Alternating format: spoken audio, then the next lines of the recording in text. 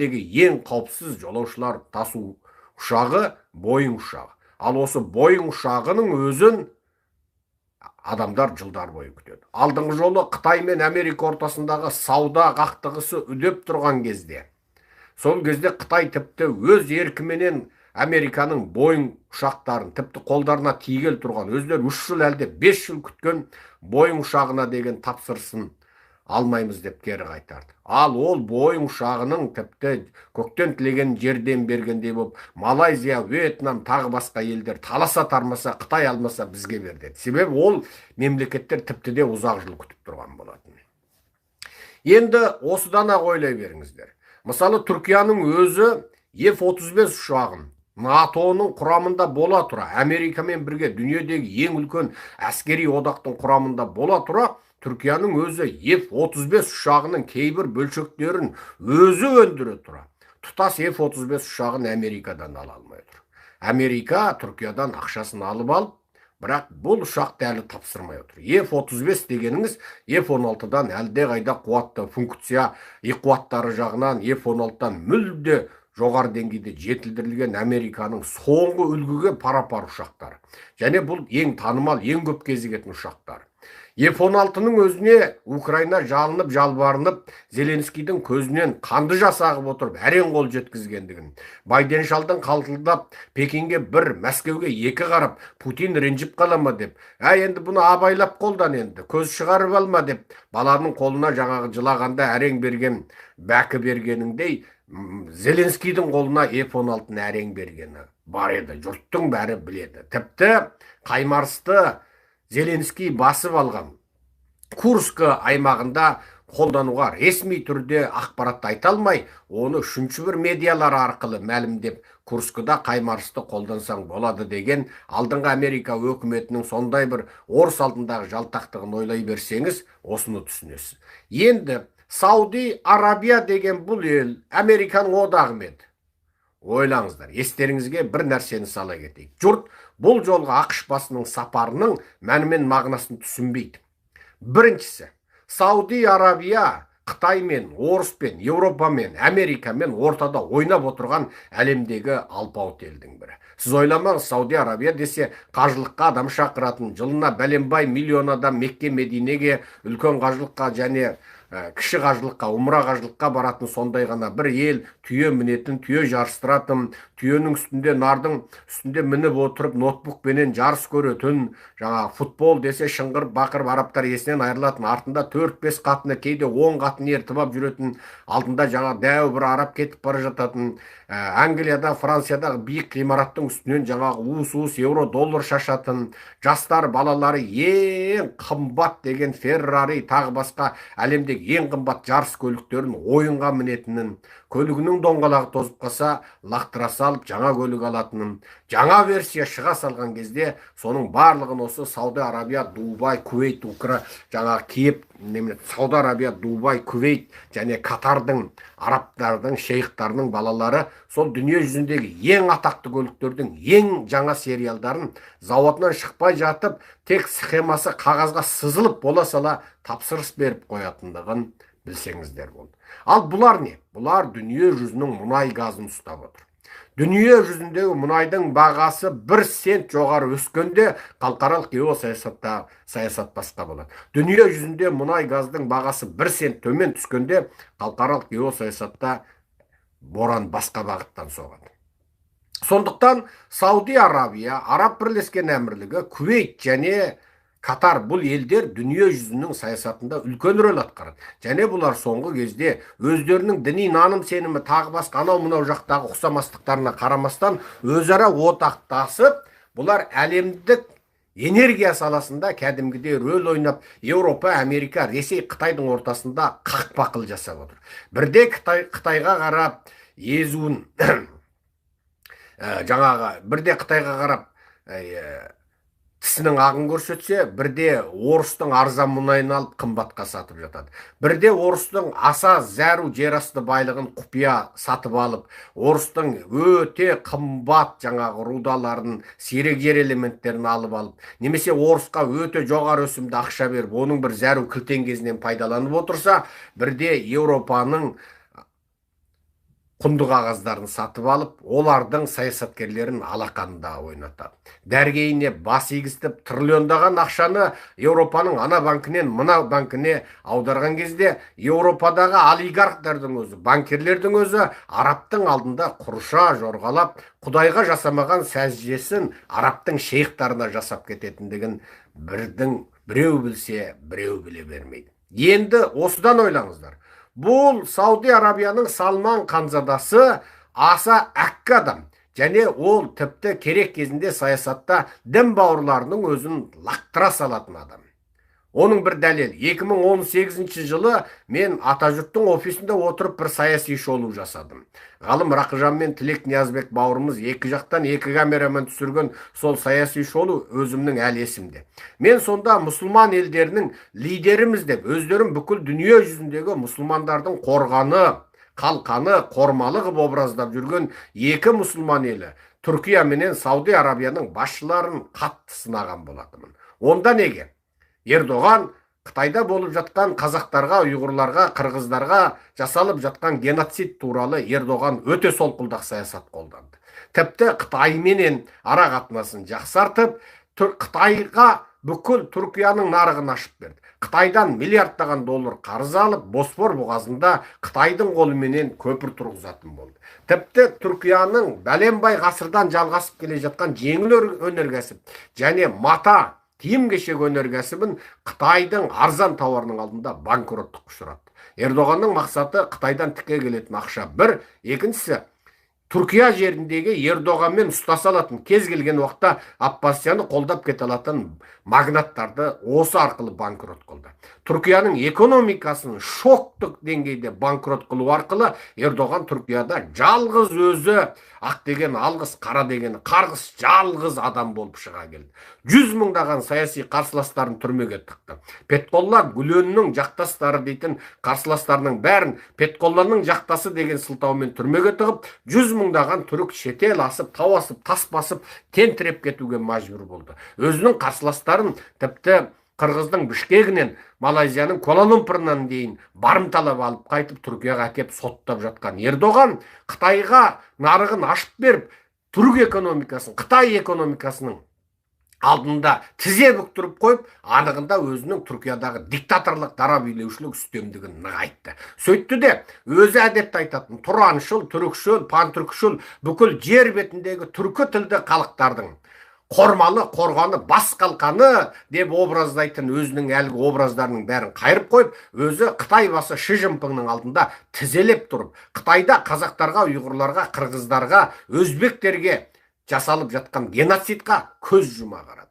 Міне бұл 2018 жылы менің Ердоғанды сынап тұрып сөйлеген лекциямда айтылған әңгіме. Екіншісі, 2018-дің соңына таман Салман ханзада, ол кезде тақ мұрагері, Салман ханзада Пекинге барды. Сөйтті де, бұл ханзада ұялмай, қызармай бүкіл дүние жүзіне Атажұрт адам құқығы ұйымы, Атажұрт қазақ адам құқығы ұйымы 10 мыңдаған видео арыздар арқылы Қытайда қазақ, ұйғыр, қырғыз, өзбек, татар, тәжікке геноцид жасалып жатқандығын бүкіл дүние жүзіне қан сорғалаған, қанды дәлелдерменен әшкерелеп тастағанымызға қарамай, бүкіл дүние жүзіндегі ең ірі саясаткерлердің өзі біз берген ақпаратты көріп, ойпырай, мына Қытай фашистік Германиядан жаман фашист екен ғой, бұған санкция салайық, бұның тауарынан бас тартайық, бұны қысайық деп бүкіл дүние жүзі қамданып жатқанда, Салман ханзада Пекинге барып, Ши Цзиньпиннің дастарханынан дәм татып, Қытайдағы мұсылмандар дүниедегі ең бақытты мұсылмандар деген сөзді айтты.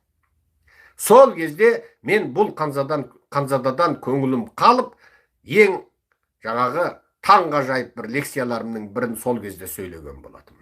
Мынау әсіре Қытайшыл деген. Мен сол арада, мен ол екеуін сынаған кезде Ердоғаншыл діндар қазақтар менен, Ердоғанды бір құтқарушы Құдай деп табынып жүрген діндар қазақтар менен, екіншісі Саудияшыл діндар қазақтар 2018 жылы мені жерден алып, жерге салып, әлеуметтік желіде есекке теріз мінгізіп, артымнан тас атып, мені қысқасы халық жауы, осы Серікжанның көзін құртпасақ, өзіміз жақсы көріп табынып жүрген құдайларымызды сүйкімсіз көрсетіп қойды деп тұрып, мені қарғап сілеп кеткен болатын. Соның ішінде саған бәттұға оқимыз дейтін аталмыш шейхтар, қазақтың кәдімгі діндар, тұлғалары бар болатын. Саған бәддүға оқимыз. Сен Ердоғанды жамандап қойдың, Салманды жамандап қойдың дегендер бар болатын.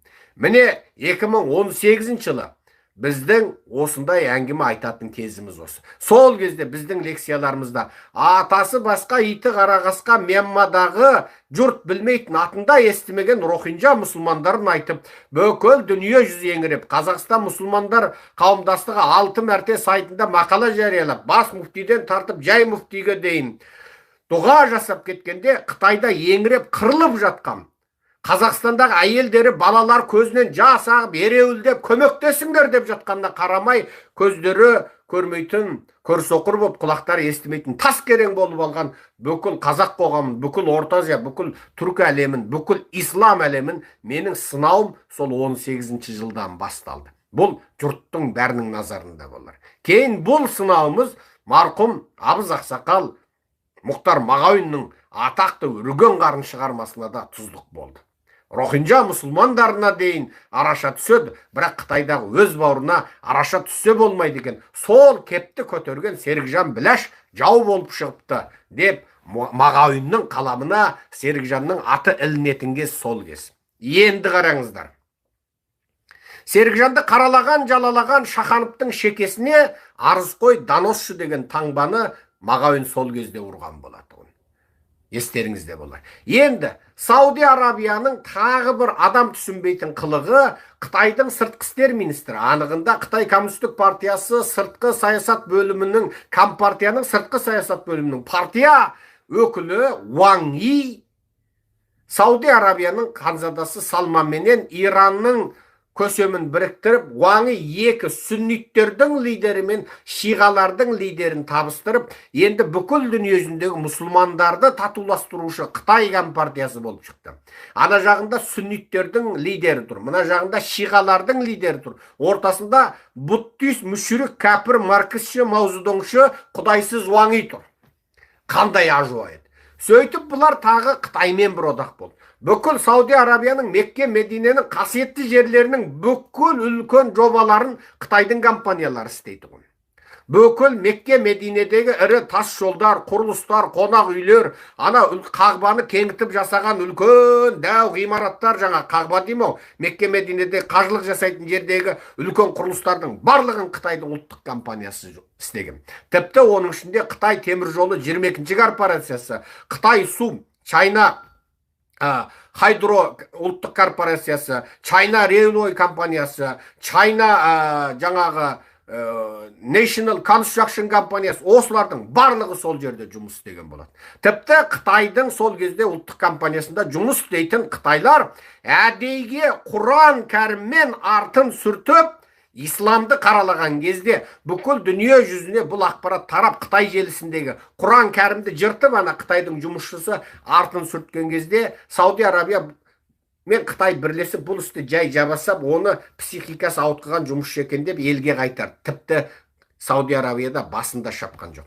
Әдетте сиқыр жасаған, жай біреуді көңілдендірем деп бүйтіп бір мәжик жасап қойғандардың басын шауып тастайтын, пара жеген, тіпті әйелдер арызданып, мынау маған қарап қылмыңдап қойды деген үшін басын шауып тастайтын Сауди Арабияның соты Құранды қорлаған Қытайдың жұмысшысының бүкіл видеосын әлеуметтік желіден өшіріп отырып, ең соңында бұл істі жапты. Миллиардтаған Мекке мен Мединенің құрылыстарын біз жасап берейік, ғасырдан ғасырға жететін сапалы жасап берейік деген Германияның компанияларына, Түркияның компанияларына тойтарыс беріп, Қытайдың компанияларын байытқан досы Сауди Арабия. Және бірі, алдыңғы жолы Американың Байден кезіндегі қаржы министрі Джанет ханым Ресейдің Еуропада бұғатталған активтерін тұтасыменен Украинаға берейік. Бұл Украинаға жасаған үлкен көмегіміз болады деді. Еуропадағы жетекші елдерде сол кезде ұсынысты қолдаған кезде, егер сендер Ресейдің Еуропада бұғатталған активтерін Украинаға беретін болсаңдар, онда мен Еуропа мен Американың қолымдағы құнды қағаздарын, мемлекеттік заемдарын, векселдерін сатамын деді. Ол деген сөз Еуропаның да, Американың да құнды қағаз нарығында қара боран тұрады. Векселдер құнсызданады. Тіпті жұрт Американың қарызынан бас тарта бастайды. Бұл деген сөз не? Бұл деген сөз Путиннің жаны көрдің аузында жатқанда, Путин қансырап жатқан кезде, Еуропа мен Америка бірлесіп енді бісміллә рахман рахим деп Путинді тура тамақтан орайық деп жатқан кезде, Еуропа мен Американың Путинді тамақтан оратын соңғы орып жіберетін, яғни бір тиын ақшасын қалдырмай тұтас Украинаға береміз деп отырғанда, Салман Ғанзада барып қол ұстады. Жоқ, Путинді өлтірмеңдер деді. Міне, бұл Қанзаданың осындай саясаттары бар. Енді қараңыздар. Сауди Арабия бүкіл дүние жүзінің мұнай газын ұстап қана отырмай, оның бағасына да ықпал ететін бірінші ел. Және сонымен бірге Сауди Арабияның бұл шейхтары, бұл байлары бүкіл дүние жүзінің қаржы орталықтарына, финанс орталықтарына триллиондаған қаражаттарын салып отыр. Егер Сауди Арабияның Ханзадасы бүгін шайын ішіп, тоқалына балтырын уқалатып отырып, Англиядағы бәлен триллион ақшасын Америкаға ауыстырам десе, Англияда финанстық дауыл тұрады. Францияның жаңағы Парижінде отырып, қуанып отырып, жарайды онда бір 5 триллион ба, 20 триллион ақшаны Францияның мынандай финанстық құнды қағаздарын, векселдерін сатып алуға жұмсаңдар деп айта салса, онда Франциядағы бүкіл жарына көтеріліп, экономикасы шалқып шыға келеді. Сауди Арабияның ықпалы осы. Естеріңізге ала кетейік, 80-ші жылы Дэн Сяопин дейтін алаяқ сұмырай Қытай, Еуропаның да Американың да тілін тауып, Жапонның тілін тауып, Қытай тіпті пластик пакетке дейін өндіре алмай отырған кезде, радионы, магнитофонды шетелден алып, тіпті реңді түрлі түсті телевизордың өзін өндіре алмай отыратын сорлы Қытайды Мао Цзедонның 10 жылдық аласапырынан құтқарып, өндіріс жасай алатын, тауар өндіре алатын Қытайға айналдыруға жан таласып жатқан кезде, Америкаға келіп қол қойып, тіпті Тибетке мектеп құрып берем, газет ашып берем, радио құрып берем, қазаққа мектеп құрып берем, газет ашып берем, баспа құрып берем, қазақ тілінде жоғары оқу орындарына дейін ашып берем, ұйғырға тиіспей мешіт құрып берем, мектеп құрып берем, моңғолдың жазуын қалпына келтіріп берем, керек десең Шыңғысхан кезіндегі жоғарыдан төмен қарай жазатын Найман жазуын қалпына келтіріп берем деп уәдені үп төгіп беріп, Америкадан миллиардтаған кредит алған алаяқ сол Дэн Сяопин болатын. Сол Дэн Сяопиннің сол саясатынан пайдаланып, менің әкем 1982 жылы Қытай жеріндегі бірінші кәсіпорын сипатындағы өзінің малы бар, өзінің жайылым жері бар, өзінің егістік жері бар, тіпті өзінің балалар жейтін көкөніске егетін жарты гектар көкөніс жеріне дейін бар. Жатаққа тегін жататын, тамақты тегін жейтін өндірістік кәсіпорындық сипатында 64 штат бюджеттен айлық алатын, және жаңағы малы өндірісі жері бар, көкөніс егетін жеріне дейін бар кәсіпорын сипатындағы мектепті әкем Пекинге дейін арыз жазып жүріп бірінші рет құрып шыққан болатын. Сол мектептің бірінші түлегі біз едік. Сол Дэн Сяопиннің Америкамен жағаттасып жүріп, бүкіл осы азшылық, этникалық азшылықтарға Қытай жаулап алған, өзінің ата-бабасының жерінде отырған сол халықтарға қамқорлық жасаймын, тимеймін, тиіспеймін, Маудың теріс солақай саясатын тоқтатамын деп жүріп, сол Америкадан қарыз алған. Сол кезде Дэн Сяопиннің екезуін құлағына жеткізген Америка мен Еуропадан тыс тағы Сауди Арабия еді. Қытай Халық Республикасының қорғаныс министрінің бір реткі шарап ішіп отырып, елегізіп отырып, бір бейресми жиналыста жариялап қалған видеосы бар еді. Ол Қытайда интернеттің қатты дамып, Жан-Зиминнің кезінде Қытай тіпті батыс елдерінен арман ақпаратта бір еркін су болған кезде, сол Қытайдың ежелгі қорғаныс министрлігінде қызметкердің видеосы тарады. Онда қалай дейді? Сауди Арабия Иранмен ұстасып тұрған кез. Иранның қолында зымыран бар, Саудияның қолында ондай мықты қарулар жоқ. Бұларда жеңіл типті қарулар бар. Бұлар орта шығыста жойыттармен соғысамыз деп 5-6 рет аузы мұрнында қан жоса болған кез. Сондықтан жойыттарды қорғау сипатында Еуропада, Америкада, Саудияға дұрыстап қару бермей отырған кез. Екі тараптың ортасындағы қайшылық біресе мұнай жағында одақтасу, бірақ қару жарақ жағында құрғақ уәделер, бірақ Саудияның қолында нақ жеме-жемге келгенде ататын мықты қарулар жоқ кез. Сол кезде Қытайдың Дунфың дейтін жаңағы зымырандарын зерттеп жасады. Ескі Советтен Хрущевпен араздаспай тұрған кездегі Советтің зымырандарын Қытайлар көшіріп копиялап ана жеріне мына жеріне чұрым-бұрымын қосып жасады. Естеріңізге сала кетейік, 70 жылдары Қытай коммунистері Израильден құпия спутниктік және зымырандық технологиялар алған. Израильді мойындамаймыз, Израиль дейтін мемлекеттің құрылуы анау мынау деп қойғаныменен Палестинаны қолдаймыз деп тұрғанмен Қытайдың әккі саясаткері Чжоу Энлай жасырын түрде Израильға бүкіл Қытайдың сол жаңағы арып ашқан Қытайдан жиналған ақшаны израильдерге беріп, израильдердің қолынан технология алып отырған. Енді сөйтіп зымыран жасап алған Қытайдан Сауди Арабия зымыран алады. Және жаңағы генералдың әшкерелеуінде бұлай болады. Бұлар ойлаған жаңа қолдарында бар сатуға болады деген қару-жарағын зымыранын олар ойлап отырған. Бәрінің бағасы мөлшерменен 100 миллион доллар болады деген.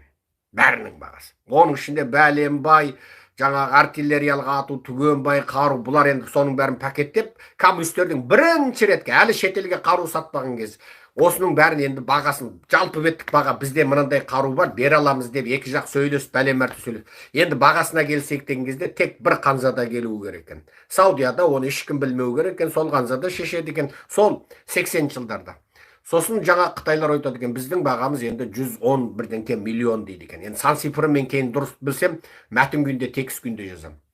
Сөйтсе Саудия айтады екен, жақсы. Жаңа Қытайлар әлі бағасын айтпаған. Сонымен Саудия бәрі сөйлесіп отырады, Қытайлар бәрі баға айтпаған. Онда Саудия айтады екен, онда біз бағаны берейік, бұл қару бізге зәру, қазір жағдайымыз бітіп тұр. Енді сіздердің бізге міне жағдайды түсініп, былай қару берем дегендеріңізге қуанып кеттік, онда жақсы, біз онда 100 миллион доллар баға берейік дейді екен. Қытайлар қуанып кетеді. Бұлардың жалпы шетелге сататын, өз елінде өзімізді қорғауға керек деп қалтырып қоятын бүкіл қаруының құнын өздері халықаралық бағада құны сондай ғана екен. 100 миллион доллардың ар жақ бер жақ екен. Соны бұлар қуанып кетеді. Және Қытай өмірінде Орта Шығысқа саясатқа басын тықпаған кез. Орта Шығыста арабы қайсы, ираны қайсы, түрігі қайсы, күрті қайсы қақпайтын кез. Ондай ақшасы да жоқ. Сол ақшасы, сол Еуропа, Англияда бір елшілік консулдық құрудың өзіне әрең ақшасы жететін. Сондай ғана кедей кезі ғой, 80 жыл. Қытайдың жаңағы бұтында бүтін дамбал жоқ кезі қысқасы. Қытайлар қуанып кетеді, көздері деген жайнаңдап кетеді. Содан жаңағы Сауди Арабияның жаңағы ханзадасының топастығы соншалық әр зымыранға дейді. Қытайлар талып қалады. Оның ішінде бәленбай зымыран бар. Бұлар ойлаған ғой, бүкіл қаруды сол 100 миллион долларға сатамыз деп. Сонда ана Сауди ханзада айтады, әр зымыранға дейді. Қытайлар тіпті талып қала жатады ғой. Ана генерал деп сөйлей берейін дегенде қасындағы ұлттық қауіпсіздік оның тізесін бүйтіп ұстап алады. Яғни сөйлем, анау сөйлеп болсын дейді. Мына Қытайдың қанындағы саудагерлік, алаяқтық, арамзалық тұр да міне жаңағы. $1 тұратын затын саған мақтап, $1000 баға қойып, содан сен әңгіме түсірдім, ойбай Қытай керемет деген бағаны түсіреді екен деп саған $500 сатады ғой. $1000 затты $500 түсірдім дейді. Анығында ол $10 тұрмайтын зат та. $10 тұрмайтын зат. Саған $1000 бағасын қойып, саған $500 сатып жүреді. Бұлай өз ішінде $10 сатып жүреді Қытайлар. Қытайдың арамзалығы сондай. Өмір бойы Қытай арамза тек алдаумен келе жатқан қалып. Содан әлгі бүкіл қаруды 100 миллион деп отырған кезде, анау айтады ғой, әр зымыран дейді. Қытайлар қуанып кетеді. Сіздердің ойларыңыз қалай дейді. Енді сіз айтыңызшы, сіз айтсаңыз болды ғой, енді қонақсыз енді дейді. Сөйтсе анау айтады жаңағы. Онда артиллериялық қарулардың оқтарын біраз көп берсеңіз, оларға бөлек төлесек, ана артиллериялық атқыштарға оған берсеңіздер, танктер енді оны да берсеңіздер, Вьетнам соғысында өтті ғой, танктердің бағасын сіздермен ана бөлек төмен дәрежелі мансаптылар сөйлессе, енді оның әрқайсының бағасымен сөйлеспейін. Бірақ мөлшермен мынша ақшаға сіздерден танк алғымыз келеді дейді. Яғни қанша танк бер, 10 танк бересің ба, 100 танк бересің ба, бағасы осы көлемде біздің бюджетіміз дайын. Қытай қуанып кетеді. Қытаймен саудаласқанда білесіз ба, бірдеңені бағаласып отырасыз. Сен қанша бере аласың дейді де. Мынаны саған ол $1000 дейді. Сен қымбат қой дейсің. Сен $1000 дейді. Сен енді $1000 деген затты ұялып кетесің да, 200 түсірейін ба, 300 түсірейін ба деп. Мен енді 600 берем максимал десең, ойбай 700 бер дейді. $10 заты. Сен ұяласың да, ол ұялмайды. Ол ұялмайды саған. Сен қанша бере аласың? Сен айтшы, сен өз бағаңды айтшы. Енді сен керемет екенсің, енді саудаласады екенсің, жарайды, енді бағаңды айт, ренжімеймін дейді. Сосын сен бүйтіп оянып тұр, 600 берем ба деп қоясың да. Сөйтсең, ойбай бетім ай, мен сені деп сөйтеді да, 600-ге мышық бір жерін көрсетпейді, ойбай деп. Сонымен ең соңында 800-ге алып кетесің да әлгіні. $10 сатады елге. Саған 800-ге сатады, Қытайдың қалай. Сөйтіп, жаңа Қытайлар маз болып бейтіп, әгі жерде генералдар талып қалады. Қытайдың сол кездегі бүкіл жылдық бюджеті 10 неше миллион доллар екен. Сыртқа өңкөй дәрі дәрмек, жаңағы бұғының мүйізі, бірден гіңсіннің тамыры, рінсіннің тамыры, бірдеңке дегенін сатып жүріп, Қытай сол заманда тағы бір темірдің рудасына бірдеңені сатып, бір 10 неше миллион доллар бюджеті бар екен, Америка доллары бойынша. Қытайдың сонда бүкіл сыртқы валютасы солған екен. Өзінің басып шыққан ана сабан қағаз қызыл юаннан басқа түгі жоқ ел ғой, о кезде 80 жылда. Жетеді екен. Содан Қытайлар талып қалады ғой. Талып қалады. Олар бүкіл несін 100 миллион деп отырған ана әр зымыран дейді ғой. Сон Қытайлар сөйтіп, сөйтсе ана Саудиянікі тіпті одан арман талдырады ғой. Онда біз сіздерге доллар күйінде, жаңағы ақшаны кәш күйінде пароходпен жөткеп алып келейік дейді ғой. Себеп Қытайдың шетелмен банктік ақша аударуда жоқ қой. Біз пароходпенен дейді жаңағы. Ақшаларды ұшақпен, пароходпен тасып сіздерге доллар күйінде алып келейік дейді. Оғанға дейін Қытайлар юан деп отырған ғой. Анау 100 миллион деп отырғанда олар юан деп отырған ғой. Енді 8 еселеніп кетті. О кезде доллар мен юанның қатынасы $1 8,3 юан кез. Біз сіздерге доллармен берейік. Сонда Қытайлардың көзі шарасынан шығып кете жаздайды, бірақ білдіртпей бірін-бір ұстайды. Сөйтсе жаңағының 100 миллион деп отырғаны $100 миллион екен. Сөйтеді Қытайдың қоймасындағы Қытайдың өзі жаңағы сатамыз деп жоспарламан қаруларын анандай қисапсыз ақшаға сатып алып кетеді. Сөйтіп Сауди Арабия Ираннан қорқып Қытайдан қару сатып алып, Қытайды өмірінде болмаған, Қытай тарихында бір ғасырда да ондай бюджет болмаған шетел валютасын, долларды әкеп Қытайға төгіп тастайды. Сонда Қытайлар қысқасы өлген жетекесі тірілгендей болып талып есін жия алмай қалған. Өмірінде доллар көріп, Дэн Сяопиннің көзінен жас ағып жаңағы. Қысқасы Дэн Сяопиннің өзі тәубасына келіп кәлима айтып, Меккеге барып қажылық жасап кетуге тас қалған ғой. Сонда Қытайдың өмірінде бір рет, өмірінде ақша көрмеген сорлы, бүтін дамбалы жоқ сорлы Қытайды сонда ақшамен қарып қылған осы арабтар болған. Бұл 80 жылы болған әңгіме. Енді бұны Қытайдың сол кездегі қорғаныс саласында істейтін бір генералының жаңағы жариялап кеткен видеосы, бейресми ақпаратта жариялап, бүкіл ел аңыз қылып жүр. Іздесеңіздер интернетте тұрған зат ол. Міне, сол Сауди Арабия. Ол кезде олар Иран менен қауіптенді. Және ол кезде Орта Шығыста олардың бір жауы болды, жойыттар болды. Енді, қазір қараңыздар.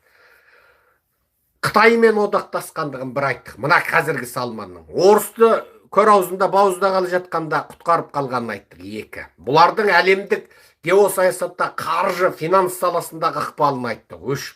Мұнайдың бағасын көтеру төмендету бұлардың қолында. 4. Трамптың осы жолы бұларменен қару-жарақ саудасында міне сіздерге көрсетіп отырмын. Міне Trump Weapon Sale деп жаздым. $142 миллиард келісім шартқа отырды. Ол деген сөз, енді бұлар Американың қаруын алады. Алғанда да қол жеткізе алмай жүрген қаруын алады. Және зор көлемде алады. Енді бұлар Американың кәдімгі одақтасы. Жапон, Оңтүстік Корея, Тайвань сияқты, немесе Израиль сияқты кәдімгідей толыққанды Американың одақтасына айналды деген сөз. Бұл анығында Сауди Арабияның өзі үшін де пайдалы. Өз үшін де пайдалы. Себебі Американың Орта Шығыста жалғыз одақтасы жойыт еді.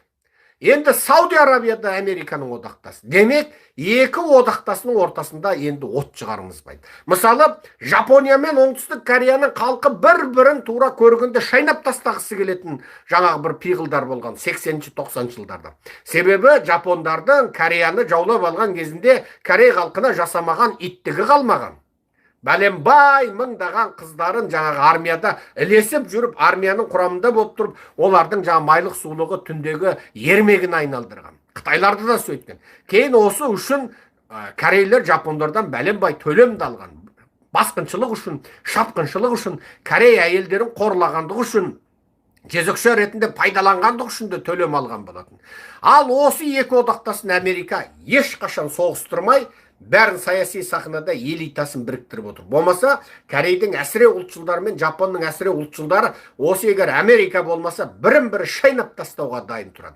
Тіпті олардың мемлекеттік ағылшын тілді медиасының өзінде Корей ұлтшылдары мен Жапон ұлтшылдары ара-тұра бірін-бірі сілесіп алатындығы бар. Енді одақтастарын соғыстырмайтын Америка енді Жойт пен Саудыны да соғыстырмаса, онда Хамас сияқты тағы басқа аталған аталмаған орта шығыстағы террористік ұйымдарды қаржыландыратын тағы бір бейресми жолдар арқылы қаржыландыратын каналда жабылады деген сөз. Әсіресе Катар менен Кувейт тарапынан, Дубай тарапынан енді ары қарай Хамастың лидерлері Кувейтте жаңағы 100 қызды, 200 қызды бассейніне шомылдырып, бүкіл дүниедегі ең атақты Холливуд жұлдыздар, ең атақты әнші, ең атақты модель, ең атақты телешоумен қыз-келіншектің бәрі сол жаңағы Катардағы, Кувейттегі шейхтардың көңіл көтереді. Енді ол кісілер бүкіл жер әлемде мешіт салып, бүкіл жер әлемде медресе құрып, Құран бастырып, ұстаздарды қаржыландырып, Астанада, Алматыда асларына құрып, Газарбек Боқболаттарды қаржыландырып, енді күні-түні шаршап жүр. Бір уақыт дүние жүзіндегі ең сұлу қыздарды жарым-жартылай жалаңаштандырып, бассейнде шомылып, көңілін көтерсе, бір уақыт ана милары сергіп қалады да, былай ойласаңыз енді. Енді Алланың кешпейтін күнәсі жоқтап қоятын шейхтардың, Қазақстандағы шейхтардың пәтуасы бар да, бүйтіп қоясыз да, міне, гап қайда жатыр. Енді бұлар, мысалы, Хамастың, қанішер террористерінің лидерлері жаңағы елдерде паналап жатыр. Коттедждері бар, қарулы күзеттер бар. Сіз Алматыда мына байшыкештер өзінше бай көріну үшін ермек иттерді, ермек мысықтарды бүйтіп үйіне бағып, үйіне қонаққа өздерін сәміременный көрсету үшін қонағының қасына бірге иті тұрып, иті бірге тілін жалақтатып тамақ жеп, итін бір жалап алып, жаңағы алдындағы тамағын бір жеп, сәміременный қазақтар сөйтіп өмір сүреді де, ана ит бағады, итін сүйеді деген сияқты да, мысалы. Ол итті паркке, бақшаға қыдыртқанда барып, жаңа біреудің нәжісінде жақпады да, қайтып келіп өзін сүйіп жатады. Сәбіременный қазақтардың өмірі да. Олар ит бақпайды, арабтың шейхтары. Олар жаңа бір күнде бір түйе жеп қоятын арыстандарды бағады. Арыстандарды бүйтіп сипап, үйінде арыстандар, жолбарыстар жүреді де, оған түйе сойып береді, ана түйенің қоң етін, сан етін жейді екен, анау мына қабырға мабырға оны лақтыра салады екен да, күніне бір түйе, бір сиыр да, жылқы жегізтіп тұрады екен да, Қазақстаннан жіберіп жаңағы неше түрлі қымбат құстарды аулатып, сөйтіп өмір сүреді да, міне. Енді көрдіңіздер ме? Бірақ бұлар жаңа Хамасты да ара тұра, енді Алла разылығы үшін деп, күнәларымызды енді кеше бір Американың Голливудының жұлдызын бір түнге жаңағы $10 миллион шашып бір түнге шақырып еді деген, Құдай кешсін енді деп, Хамасқа мә бір дұға қылып қойыңдаршы деп 100 миллион лақтырып қояды да бұлар енді. Міне әңгіме осында жатыр. Енді осы жолы ақш басының орта шығысқа сапары, орта шығыстағы сүнниттік идеологиялық ағымда, бірақ шиғалардан, ирандардан да қару алатын, сүннитпіз деп орта шығыстың шейхтарынан да қаржы алатын, және орта шығыстардың шейхтарының қорғауында гаремдерде бәленбай сұлу қызымен өмір сүріп, ана жақта Газада атыңдар шабыңдар деп жалаңаш